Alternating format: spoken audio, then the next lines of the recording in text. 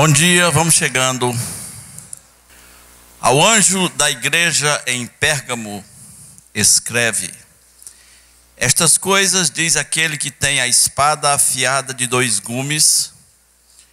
Conheço o lugar em que habitas, onde está o trono de Satanás, que conservas o meu nome, e não negaste a minha fé, ainda nos dias de Antipas, minha testemunha fiel, o qual foi morto entre vós, onde Satanás habita. Tenho, porém, contra ti algumas coisas, pois que tens aí os que sustentam a doutrina de Balaão, o qual ensinava a Balaque a armar ciladas diante dos filhos de Israel, para comerem coisas sacrificadas aos ídolos e praticarem a prostituição. Outro sim, também tu tens os que da mesma forma sustentam a doutrina dos nicolaítas. Portanto, arrepende-te, senão venho a ti e sem demora, e contra eles pelejarei com a espada da minha boca. Quem tem ouvidos, ouça o que o Espírito diz às igrejas. Ao vencedor, dar-lhe-ei do maná escondido, bem como lhe darei uma pedrinha branca, e sobre essa pedrinha escrito um novo nome, o qual ninguém conhece, exceto aquele que o recebe. Vamos orar. Nosso Deus, nós precisamos do Senhor agora, para que a palavra do Senhor se faça clara diante de nós, se faça direta ao nosso coração, que não seja apenas um acumulado de informações, mas uma palavra poderosa que vem de ti, como sabemos que vem de ti. Que essa obra que ela faz, sendo a espada de 2 gumes, tanto para nos edificar como para nos confrontar, que essa obra seja feita aqui, Senhor, nós pedimos em nome de Jesus. Amém. Irmãos, existem lugares que você entra e você pensa assim: o diabo está aqui, cara. Não é? Gente, não é possível. Aqui tem coisa, esse lugar é, meu Pai do céu, não é? E pode ser qualquer lugar. Pode ser, de repente, um ambiente de trabalho. Você entra numa sala de reuniões e você diz: meu Deus do céu, o enxofre está fluindo aqui, o negócio, essas pessoas, elas vão se espetar com um tridente umas às outras, como é que é? Às vezes pode ser até um ambiente religioso, você sente: Pai do céu, tem misericórdia, não é? Pérgamo é um lugar muito estranho. É o único lugar em toda a Bíblia em que a Escritura diz que lá ficava o trono de Satanás. Uau! Isso não é muito duro para se dizer de um lugar? Isso não é muito pesado dizer? Não é que o diabo perdeu as botas, não é isso, gente. Não é que o cão passou por lá. Lá é o trono de Satanás. E isso é sério porque é o próprio Deus que diz para essa igreja: olha, eu conheço o lugar onde vocês habitam, e aí está o trono de Satanás.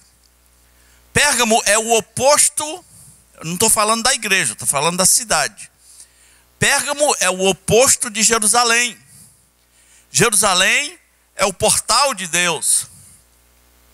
Jerusalém é a cidade do grande rei. É a cidade que Deus escolheu para ser o centro da terra, para a partir dali crucificar o seu filho, ressuscitar o seu filho, espalhar para todas as nações.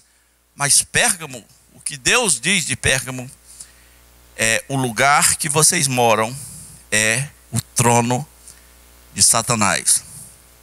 Antes de eu explicar por que lá é o trono de Satanás, Deixa eu dizer só uma curiosidade sobre a cidade de Pérgamo. Como as outras, é uma cidade rica, influente, produzia muito perfume, mas o nome pergaminho, ele existe por causa da cidade de Pérgamo.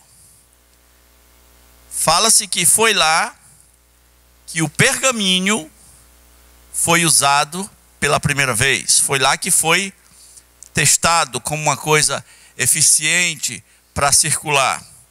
Muitos dizem que o pergaminho deu o nome à cidade de Pérgamo. Não, é exatamente o contrário. A cidade de Pérgamo deu o nome a esse papiro, esse couro especial, que ficou sendo chamado de pergaminho, porque lá se usava muito. O nome Pérgamo não significa pergaminho. O nome Pérgamo significa fortaleza. E por que que lá é chamado de o trono de Satanás? Primeiro, porque lá havia um culto de adoração ao diabo, sem disfarce. Algumas religiões têm disfarces. Algumas, por exemplo, no Brasil, é engraçado, não sei se você sabe, mas o Brasil é um país que tem muito sacrifício de criança. Muito. E isso nunca vai vir à tona. Isso sempre vai ser encoberto. Existem religiões no Brasil que praticam coisas pesadas, e essas coisas pesadas envolvem sacrifícios de criança. Tem político envolvido, tem gente da mídia envolvida, sempre foi assim. Mas imaginemos que uma religião foi flagrada praticando sacrifícios de criança. Pasmem, o nome da religião não virá à tona. O nome do lugar, do centro, da associação não vai aparecer. A menos que seja uma igreja evangélica, aí vai. O que vai aparecer é que essa criança foi sacrificada num culto de magia negra. Agora eu lhe pergunto, se eu perguntar a você assim, onde é que fica uma igreja católica aqui? Você sabe onde é, não? Sabe, não sabe? Batista. Pentecostal, Deus é amor, todo mundo sabe onde fica. Canela de Fogo, qualquer coisa assim. Agora, se eu perguntar, onde é que tem um culto de magia negra? Você não sabe. Não existe uma placa dizendo assim, aqui é culto de magia negra. Então, ritual de magia negra sempre será um nome genérico para esconder os verdadeiros nomes das religiões brasileiras que praticam esse tipo de coisa. Em Pérgamo não era assim, não. Em Pérgamo havia escancarados cultos de adoração ao diabo. Eles faziam e assumiam o que estavam fazendo. Como se não bastasse, Pérgamo ficou famoso por ter os maiores centros de adoração a 4 deuses. Tinha um centro de adoração a Zeus, outro para Atena, outro para Dionísio e outro para uma criatura estranha chamada Azelépio. É tão estranho que eu nem quis saber quem é. Não quero saber. Se eu não sei quem é, não presta. Pronto. Então, mas tinha um culto a Dionísio. Dionísio, não sei se você sabe. Tem algum Dionísio aqui? Não. Benditos sejam os Dionísios que as mães, ingenuamente, com todo amor, botaram o nome deles de Dionísio, né? Graças a Deus pelos Dionísios do bem. Mas Dionísio é o Baco, que é o deus dos bacanais, aonde rola de absolutamente tudo. Dionísio é o deus do carnaval. Carnaval, às vezes, é chamado também de a festa de Baco, né? Em alguns lugares. Porque há um entendimento que aqueles dias é para, né? É para se liberar. E havia, Dionísio está relacionado, Dionísio ou Baco, você escolhe. Dionísio é o grego, Baco é o romano, né? É só a versão do mesmo problema. Dionísio está relacionado com tudo que não presta, das orgias, das bebedeiras, de comer até se empanturrar, para depois vomitar, para depois continuar comendo de novo, né? Para transas em grupos, para troca de casal. Aliás, como está rolando em Rio Branco aqui umas coisas estranhas, né? Como tem um pessoal chegado aqui nos negócios, tipo, meu amor, eu, você e o travesti, né? Tem umas coisas... Eu, você e aquele casal, nosso amigo, está rolando coisas assim que você nem imagina. Rio Branco está virando a cidade que os casais não se respeitam, né? Está virando uma loucura, um negócio de barra pesada. Baco era o deus dos bacanais. É o Dionísio, né?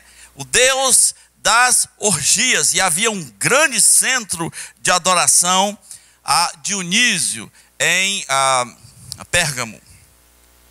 Como se não bastasse, havia na cidade o culto ao imperador.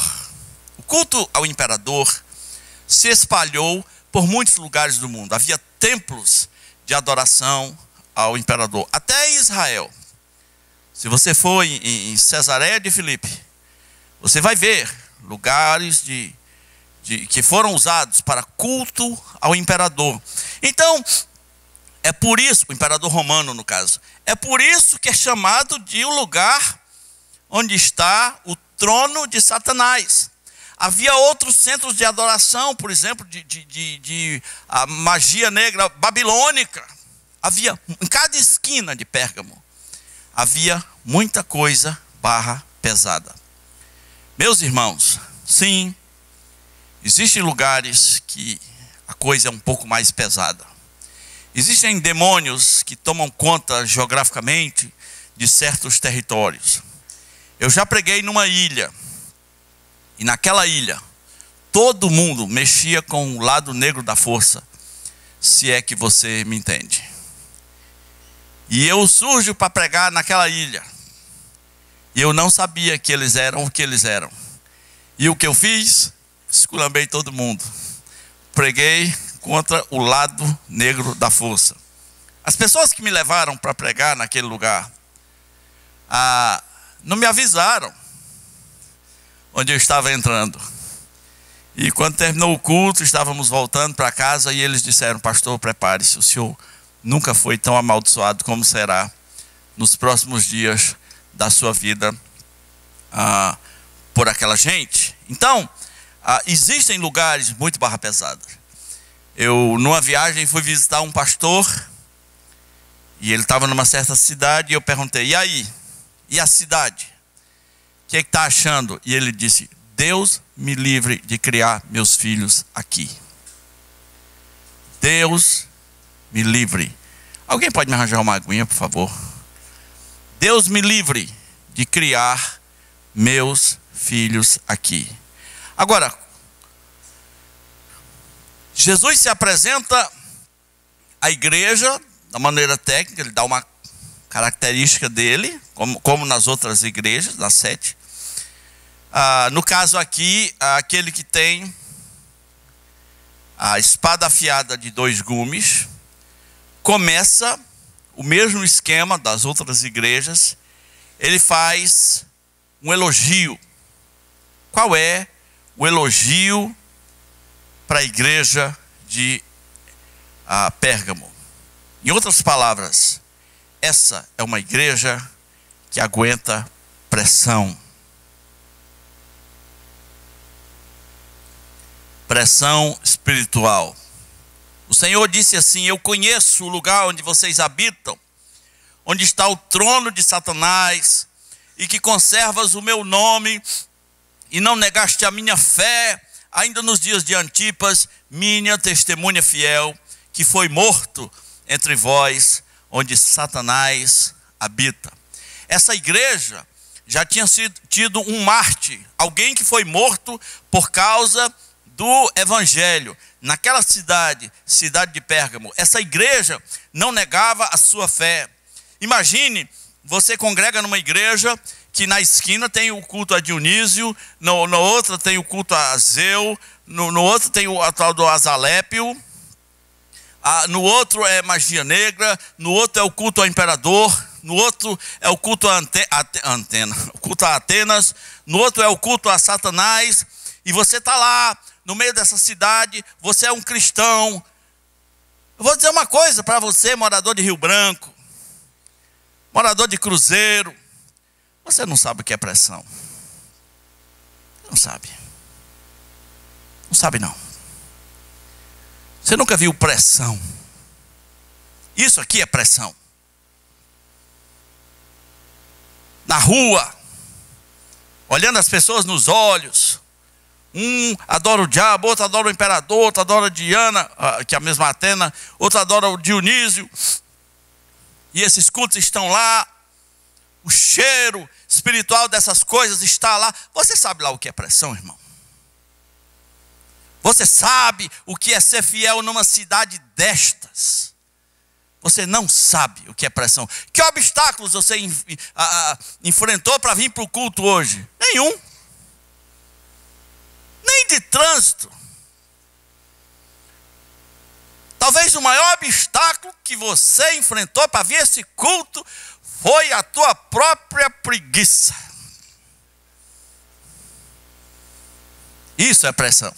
Isso é do Satanás, né? Isso, só isso. Né? Alguns maridos só estão aqui porque a esposa ameaçou dar uma facada nas costelas dele, senão ele não viria. Né? Esse ritual já é conhecido toda semana. Ô fulano, vamos. Né? Tem que ir mesmo.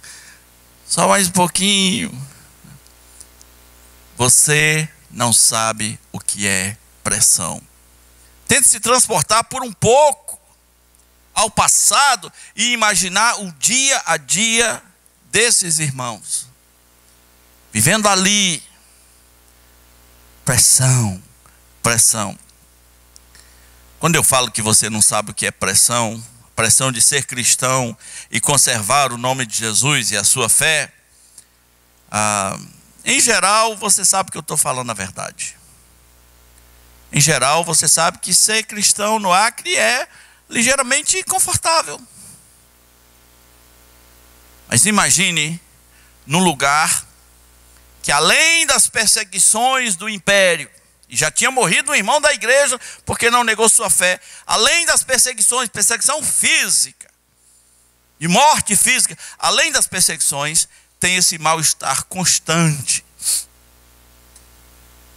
Não tem grupo gay, não tem grupo ecumênico, não tem grupo de esquerda, não tem grupo politicamente correto que se aproxime da pressão, que possa dar a pressão que os irmãos de Pérgamo aguentavam. O problema não é se você sabe ou não sabe o que é pressão. O problema é se você permanece fiel diante da pressão. Você sabe que tem um bocado de adolescente virando ateu, né? Isso me faz rir, que é uma beleza. É o que a gente chama de ateu modinha, né? Virei ateu, né? Virou o meu pai do céu. Mas talvez uma das coisas que explique esse fenômeno é que ele não aguenta ser cristão diante da pressão adolescente, da pressão deste mundo. Eu, curiosamente, fui colocado num grupo de WhatsApp de ateus. Fui convidado para estar com eles. Isso é muito estranho, porque eu fui aceito lá. São 286 pessoas. Não é, Carol? Culpa da Carol esse negócio. 286 pessoas. Mas como são bobos. Dos 286, 3 falam comigo.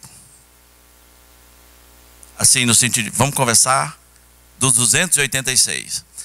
E eu sou uma pessoa muito chata nesse WhatsApp, eu fico gravando áudio, né? Eu fico enchendo eles de áudio para que eles ouçam exatamente o áudio da coisa, né? Então eu entro e falo: e aí, rapaziada, tudo bem? Isso deve ser muito irritante, gente. E aí eles começam a fazer perguntas, né? E me parece que 5 estão interessados realmente numa busca de um ateísmo sincero ou de um não ateísmo sincero. O resto é tudo bobo. É tudo gente que não faz a menor ideia em que parte do mundo está. O resto talvez não aguentou pressão desse tempo. Não tem perseguição física, mas tem pressão de dizer que você é muito ridículo, de acreditar que o centro da história é um judeu que nasceu de uma virgem e morreu crucificado em Jerusalém. Você não aguenta pessoas rindo dessa história. Pressão, pressão. E o Senhor disse: olha, vocês não negaram a minha fé, vocês conservam o meu nome, vocês estão no lugar onde está o trono de Satanás. Tem tanta coisa estranha sobre essa cidade. Tem um pregador chamado Perry Stone, ele diz que as inspirações de Hitler, muitas delas, vieram da cidade de Pérgamo. Até gestos nazistas foram retirados do culto ao imperador em Pérgamo. E a igreja está lá, dando o seu testemunho. Ela vai ser popular? Não. Não é preciso ser popular. Há um pecado enorme hoje. Igrejas querem ser populares, querem ser aceitas pelos jovens, pelos políticos, pelos artistas, querem ser aceitas, querem ser populares. Não tem que ser popular, irmão. Tem que conservar o testemunho do nome de Jesus. Agora, na carta de Pérgamo, também nós vemos que a igreja de Pérgamo tem um pecado e ao mesmo tempo um problema para administrar. O Senhor disse assim: eu tenho, porém, contra ti algumas coisas, pois que tens aí os que sustentam a doutrina de Balaão, o qual ensinava a Balaque a armar ciladas diante dos filhos de Israel, para comerem coisas sacrificadas aos ídolos e a praticarem a prostituição. Esse problema para administrar é conhecido das igrejas. As igrejas têm que conviver com o que nós rotulamos aqui de grupos de falsos profetas infiltrados dentro da igreja. Você viu, em Éfeso já tinha um problema. Os que se declaravam apóstolos, né? Em Esmirna, os que se declaravam judeus. E agora, em Pérgamo, 2 grupos: os que sustentam a doutrina de Balaão e os que apoiam os nicolaítas. Antes de qualquer coisa, Deus repreendeu a igreja. Ele disse assim: vocês têm aí dentro essas pessoas, e eu sou contra isso. Ora bolas, o que a igreja pode fazer? E aí nós vamos saber o que a igreja pode fazer. Mas vamos tentar entender quem eram esses homens que estavam com a doutrina de Balaão. O que é, meus irmãos, a doutrina? Doutrina está difícil para pronunciar, não está? A doutrina. Doutrina. Ai, Deus. Legal de você rir de você mesmo é que quem ri depois está atrasado. Então, que chato. A doutrina.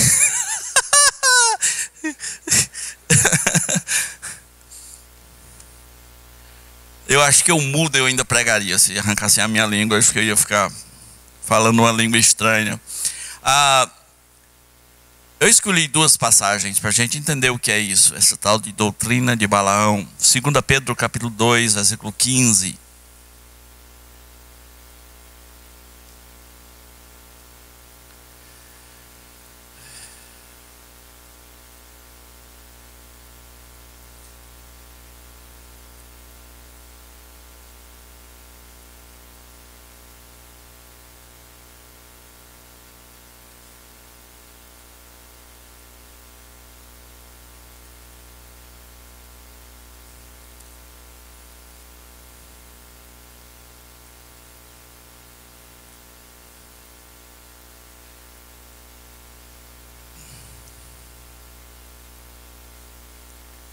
Segunda Pedro capítulo 2 é um capítulo sobre os falsos mestres, o caráter deles e como vai ser o fim deles. Se você quiser se aprofundar, leia 2 Pedro 2 todo. A mim me interessa agora o versículo 15. Diz que eles, abandonando o reto caminho, se extraviaram, seguindo pelo caminho de Balaão, filho de Beor, que amou o prêmio da injustiça. Temos aqui uma dica. O pessoal da doutrina de Balaão ama o prêmio da injustiça. No caso de Balaão, o prêmio da injustiça foi grana para ministrar um serviço espiritual. Nós não sabemos, para os que conhecem a história, não é? O rei Balaque viu que Israel estava se aproximando, e tem esse cara, esse Balaão, que sabe das coisas. Ele se apresenta como o conhecedor dos mistérios do Deus Altíssimo. Então Balaque contrata ele para amaldiçoar Israel. E a gente não sabe quanta grana ele poderia dar, né? Então Balaão ama, no seu coração, ele amou o prêmio da injustiça. Judas capítulo 1, versículo 11, nos dá outra dica sobre os caras da doutrina de Balaão.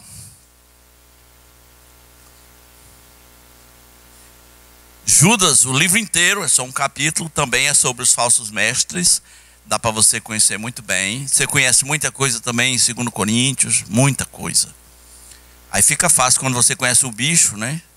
Como é que ele rosna, como é que ele morde. Fica fácil você, como é o cheiro dele. Fica fácil você identificar as criaturas, né? Judas 1,11 diz: ai deles, porque prosseguiram pelo caminho de Caim, e movidos de ganância se precipitaram no erro de Balaão e pereceram na revolta de Corá, ou Coré. Agora mais uma dica. O que os move? O que os move? Ganância. Movidos de ganância. Existem pessoas que a gente conhece hoje, meus irmãos, que se apresentam como servos de Deus, que dá vontade da gente dizer assim: irmão, eu reconheço em você a unção de Balaão. Reconheço assim, toca, emoção é forte, irmão. E alguns são tão tontos que ainda vão dizer assim: eu recebo. É ou não é? Né? Você pode fazer esse teste. Esses caras não conhecem a Bíblia. Assim, irmão, eu desejo para a sua vida a unção de Oséias, né? Aí ele vai dizer: eu recebo. Sabe tudo, né?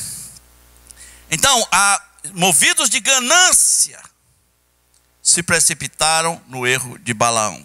Meus irmãos, pelo que a gente observa hoje aí, Balaão está solto, tá ou não está? Antigamente os caras davam um folheto para a gente de graça. Hoje eles dão um folheto e quer dinheiro. Já viu esse negócio? Já viu isso? Quem já deu um troco? Você é doida. Outro dia o cara se aproximou de mim, eu baixei o vidro, ele me entregou um folheto. Eu falei: vai pedir grana para mim, meu pai. Eu não acredito, ele vai pedir grana para mim. Aí olha só, que eu ia falar assim: amigo, eu ia falar, você vai entender o que aconteceu. Amigo, antigamente as pessoas davam um folheto para a gente, para abençoar a gente, era só isso, para evangelizar a gente. Hoje vocês dão um folheto e querem dinheiro. Eu falei assim: amigo, antigamente ele tem um bom dia, muito obrigado. Ele não deixou nem eu falar.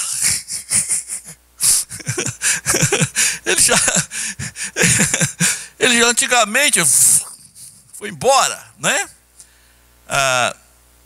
Balaão está solto.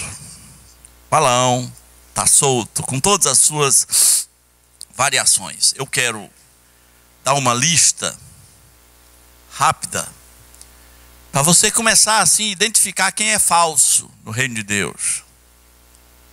Algumas características. 11, eu anotei aqui rapidinho, só rabiscando conforme as informações que o Novo Testamento nos dá sobre como essas pessoas agiriam dentro da igreja, no meio do povo de Deus. Não tem nada novo.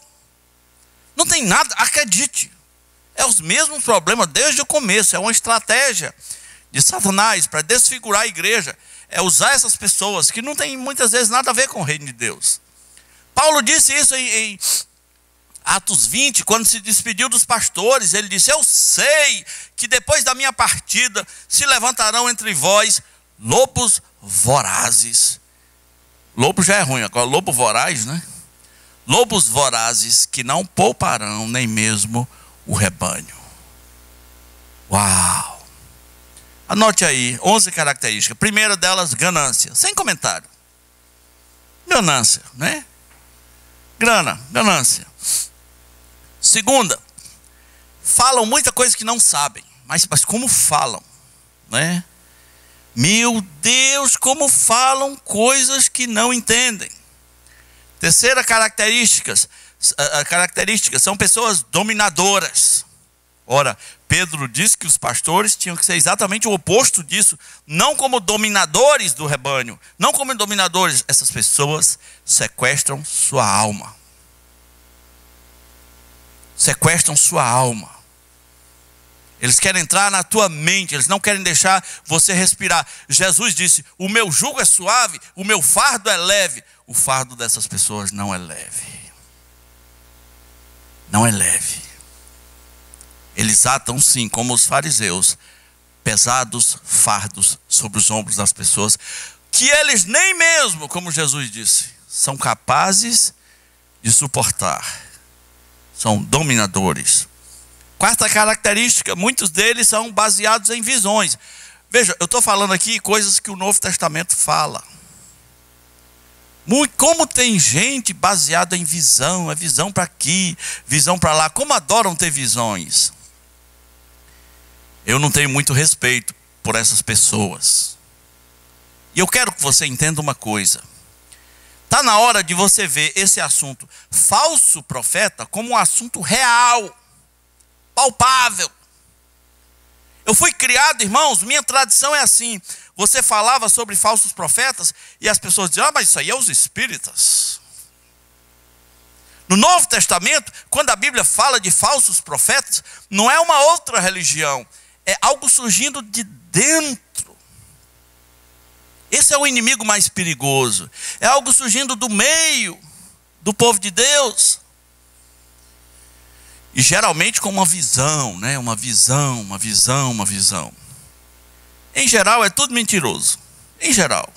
E olhe, eu acredito em visões e em profecias contemporâneas mais do que eles. Acredite no que eu estou dizendo. Mas em geral mentem muito. Esses dias faleceu o pai de uma pessoa mais ou menos próxima a mim.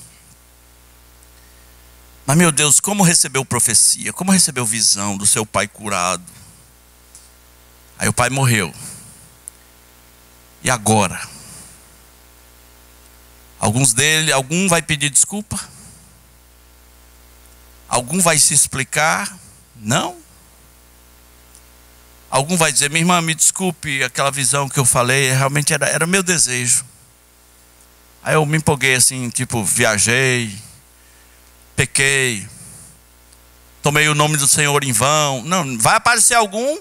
Me responda, sim ou não, vai aparecer? Nunca aparece. Porque não são íntegros no seu coração. Não são íntegros, não aparecem jamais. Em toda a minha história de cristão, e eu convivo com essas coisas desde que eu sou convertido, sabe quantos eu ouvi falar que apareceram para pedir desculpas? Nenhum. Eu tenho 51 anos de idade. Quantos eu ouvi falar que apareceram? Nenhum. Mas como contam com convicção as suas visões, não é? É uma característica, enfatuados, baseados em visão. Quinto, surgem de dentro. surgem do meio do povo de Deus. Esse é o ensino do Novo Testamento. Número 6, são bajuladores. Paulo disse, são bajuladores. Quem bajula está revelando muito do seu caráter. Jesus nunca precisou bajular ninguém. João Batista nunca bajulou uma autoridade. Paulo nunca bajulou uma autoridade. Lembra João Batista lá, repreendendo Herodes? Né? Deixa eu contar uma história que alguns aqui não acompanharam. A gente está ficando velho, algumas pessoas não viveram.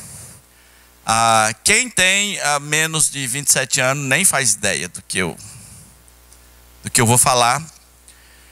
Eu vivi todo o período da ditadura militar. Graças a Deus não me meti em roubadas. Andei perto, e eu era bem novo, andei perto. Mas eu vi também a redemocratização do país, quando foram feitas as primeiras eleições diretas. Uns 20 candidatos, né? 20 por baixo, estou botando aqui.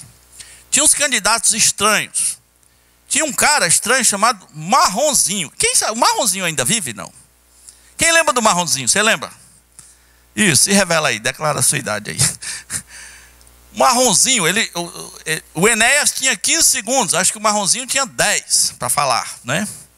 Aí só aparecia assim, ele é o Marronzinho. Pronto, acabou. Mas no meio da campanha, aconteceu uma coisa bizarríssima. Eu estava no meu último ano de seminário. Então, depois do almoço, eu ia para a casa de um casal de missionários que tinha TV para assistir o horário político. Eu queria ver aquilo. 20 e poucos candidatos. E aconteceu uma coisa muito estranha. Silvio Santos decidiu se candidatar. Né? Decidiu. E tinha 2 pastores candidatos. Era uma lapada de candidatos e tinha 2 pastores. Um deles chamava Antônio Correia. E o outro chamava-se Antônio Pedreira. Pedreira está saindo bem, Pedreira, né? Antônio Pedreira. E o Correia tinha um partido. Então, alguém, com auxílio de um senador que ainda vive, que ainda assume ministérios aí, articulou para que o Silvio Santos entrasse no lugar desse pastor Correia. Eu me lembro tudo isso como se fosse agora. E vocês vão entender qual é a relação disso com bajulação. E aí meio que venderam o partido. Não sei o que aconteceu. Mas o Silvio Santos entra para ser candidato. Depois a justiça cassou a candidatura.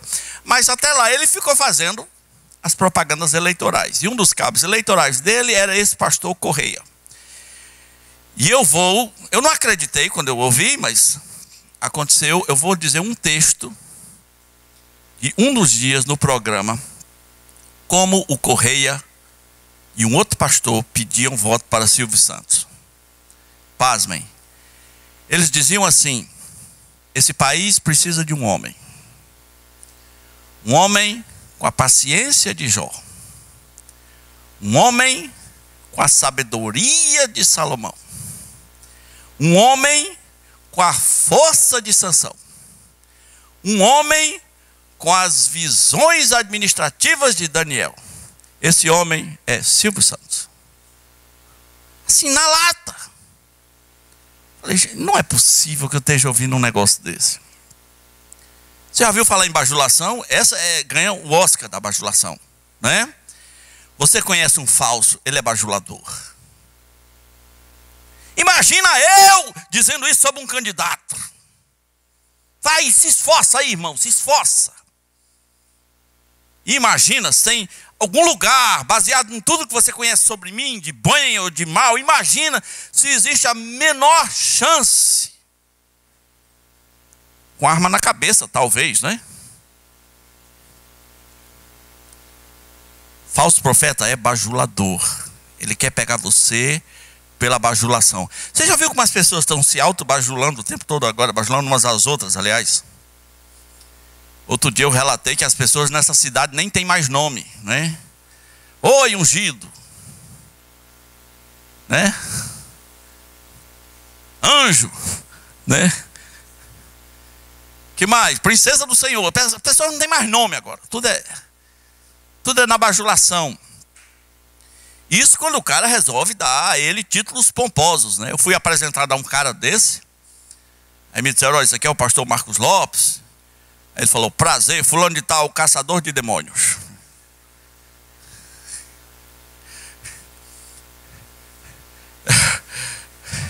É o Blade. Hoje, se você ensinar nas classes da escola dominical, vamos dizer que você chama Fátima. Não é mais a Fátima, é a missionária Fátima. Né? É a pastora Fátima.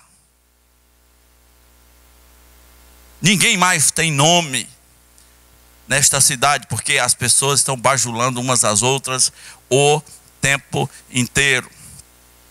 Falso profeta bajula qualquer um. Bajula você, bajula político, bajula artista do mundo. São bajuladores. Número 8. Característica dada por Pedro. São brutos e irracionais. 7, desculpe. São comparados a um iceberg. O que é um iceberg? Um iceberg é uma montanha de gelo. Uma montanha, não é uma pedra, é uma montanha. Sabe uma montanha? Mas você não vê a montanha, você só vê a ponta. Quando vê, você vê aquela pedrinha de gelo. Você fala, uma pedrinha de gelo, né, flutuando. Não, iceberg, pode destruir um navio. Aliás, foi um desses que arrebentou com o Titanic. É por isso que tem o ditado, você só vê a ponta do iceberg, né? Judas diz, é claro que Judas usa a palavra iceberg, não usa, ele chama de rocha submersa. Não existia a palavra iceberg, ele chama de, esses caras são rochas submersas. Você não vê o perigo. Para você ver, você tem que querer ver. Porque às vezes estão mostrando na tua cara e você fala assim, não, esse cara aí não é isso não. Esse pastor Marco, maldoso, olha esse pastor maldoso. Não é? Um homem desse, tão santo, o pastor falando dele. A gente olha, a gente vê, a gente sente que o homem tem uma voz de cordeiro. Rocha submersa, você vê? Não. No máximo você vai ver o quê? A pontinha. Se você visse, você desviava o navio. Aí você não vê. Aí vai para cima e pum, afundou. Simplesmente. Irmãos, o Titanic era o maior navio do seu tempo. Tinha uma placa no navio. Esse nem Deus afunda. Não sei se isso é lenda ou até que era verdade. Ou se era só a manchete do jornal, né? Nem Deus afunda. A coisa era grande. Mas um iceberg, pô, furou a coisa. Porque não dá para ver. Você consegue ver o safado? Você consegue ver? Número 8. São brutos e irracionais. Não sei bem o que Judas queria dizer com isso, mas eu quero acreditar. E é uma expressão forte, porque bruto já é um negócio bruto. Agora imagina o sujeito é bruto e irracional. É um cara completamente sem noção, né? Número 9, são sonhadores alucinados. O nome fala por si mesmo. Por isso tem tanta visão, né?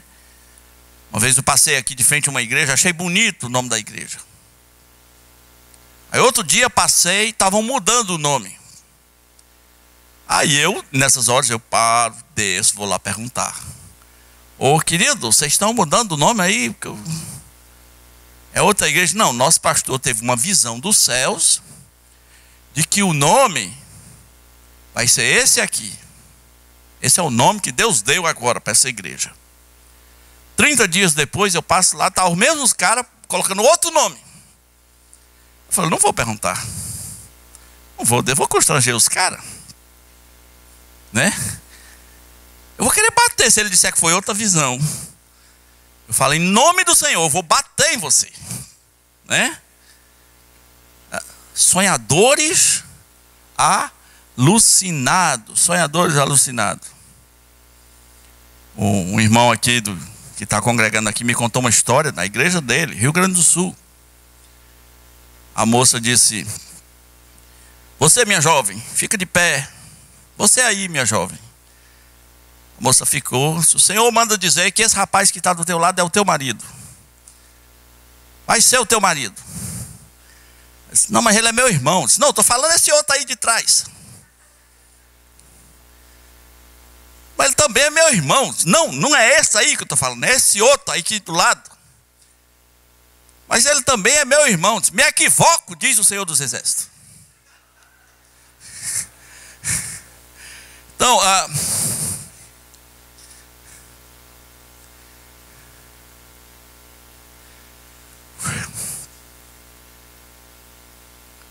o termo fala por si só, não é?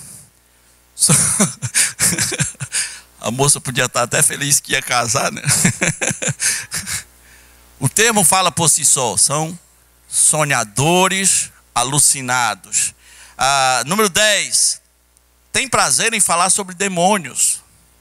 Judas chega a dizer que falam de coisas que eles não entendem, não sabem sobre autoridades do mal. E número 11, infelizmente, vão para o inferno. Judas e Pedro disseram que para eles está reservada a negridão das trevas. Porque não é possível que alguém que nasceu de Deus minta tanto em nome de Deus. Não é possível. Alguém que use o nome do Senhor em vão.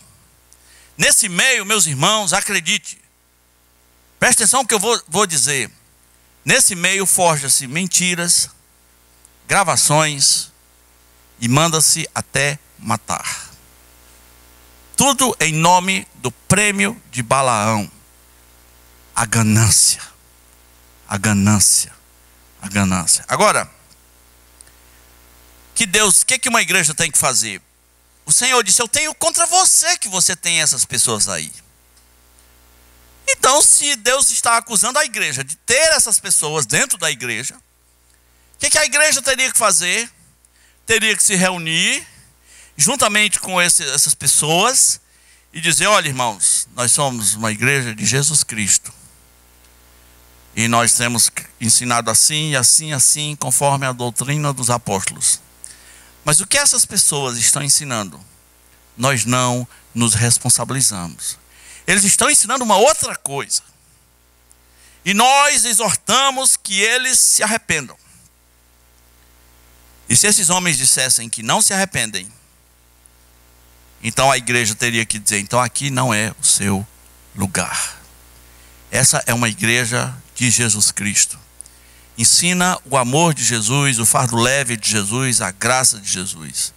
O que vocês estão ensinando, nem de longe, mas nem de longe, se aproxima. Doutrina de Balaão é maldita. O prêmio da ganância é maldito.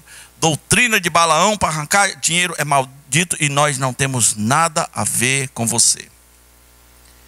Uma igreja em vigilância, ela é meio vacinada, mas ninguém está imune. Eu já conheci igrejas saudáveis. E você volta lá 3 anos depois. Aí você vê corrente da casa própria, incenso para casamento, corrente disso, corrente daquilo. O pastor já se chama apóstolo, a mulher dele já é pastora e agora vai ser apóstola, apóstola mãe, que é para ficar tudo.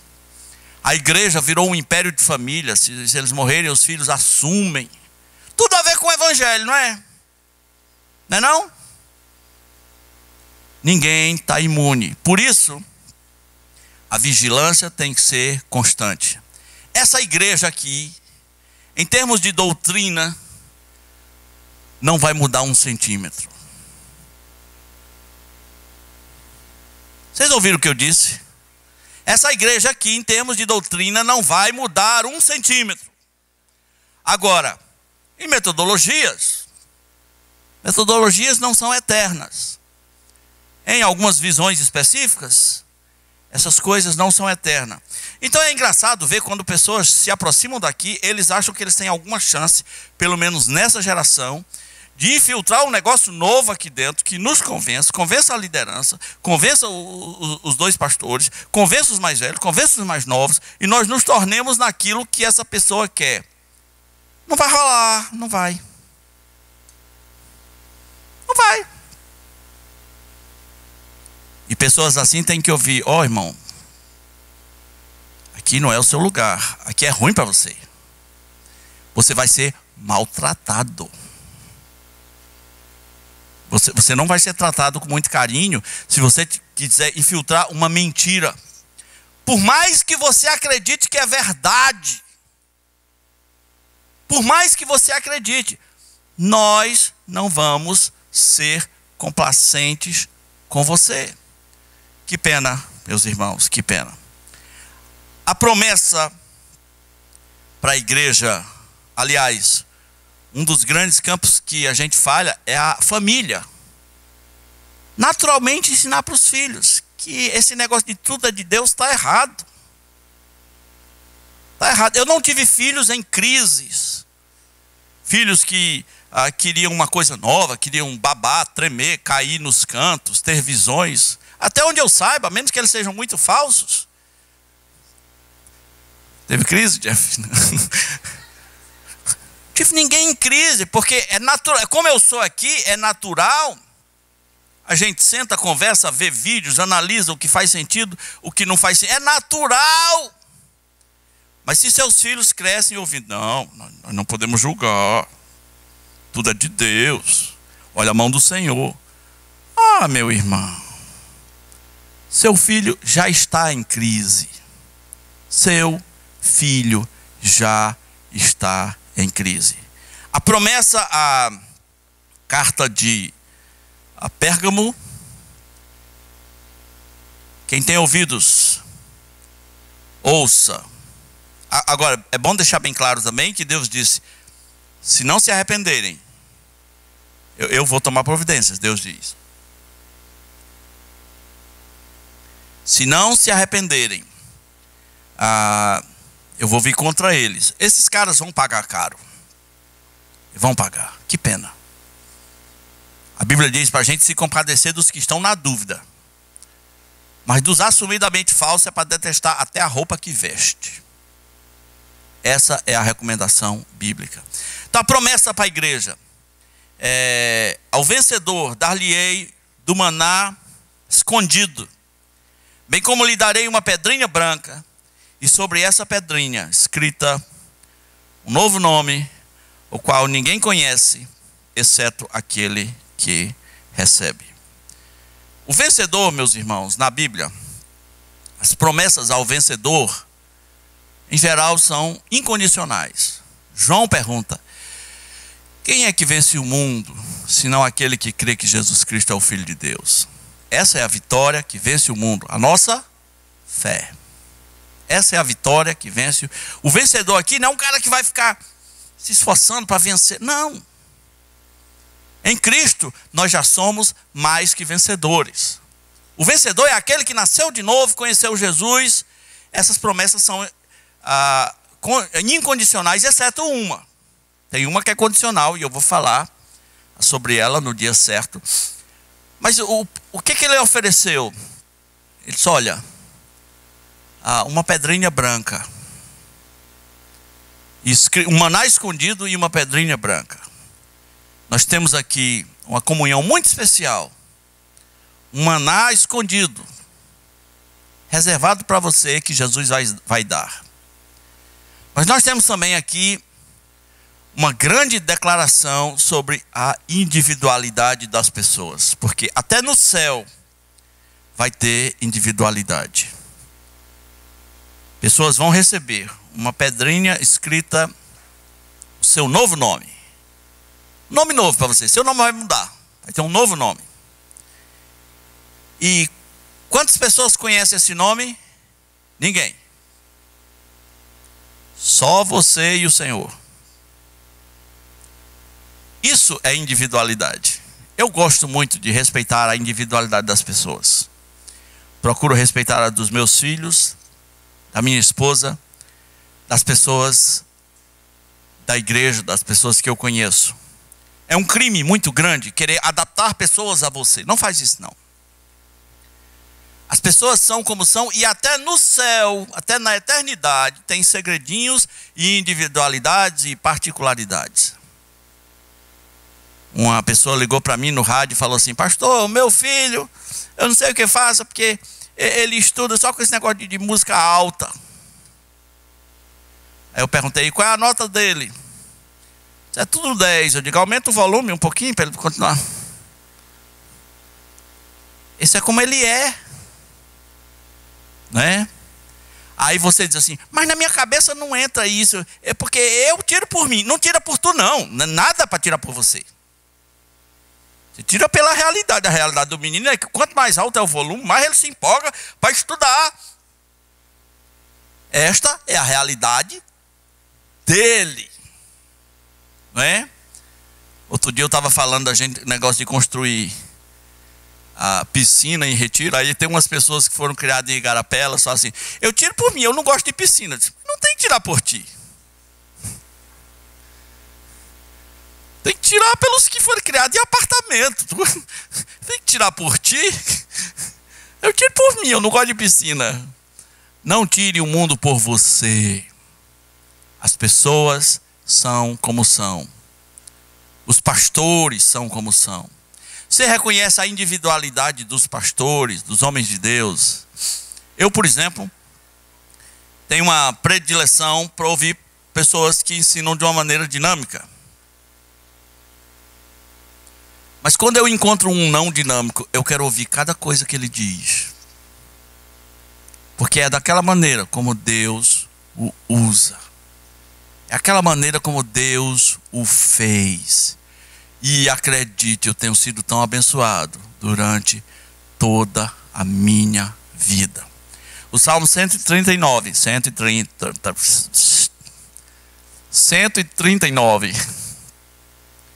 Davi agradeceu a Deus, porque Deus o fez daquela maneira única. Graças te dou, porque tu me fizeste assim. Para quem ainda não aceitou Jesus, ainda não entregou sua vida, não saiu do armário espiritual. Às vezes tem crente embutido, né? Não tem? Nicodemos, né? Era secreto. Zé de Arimateia era secreto. Crente secreto. A Bíblia diz que você tem que confessar o Senhor Jesus como Senhor. Você tem que confessar que recebeu a salvação do Senhor. E a Bíblia diz: olha, o vencedor. Aí a partir daí a Bíblia chama você de vencedor. O vencedor. Não tiro o seu nome do livro da vida. Eu vou dar um maná escondido. E eu vou dar uma pedrinha branca. E esse vai ser um segredo entre nós dois. Ele vai ter um novo nome. E só eu e ele saberemos por eternidade adentro.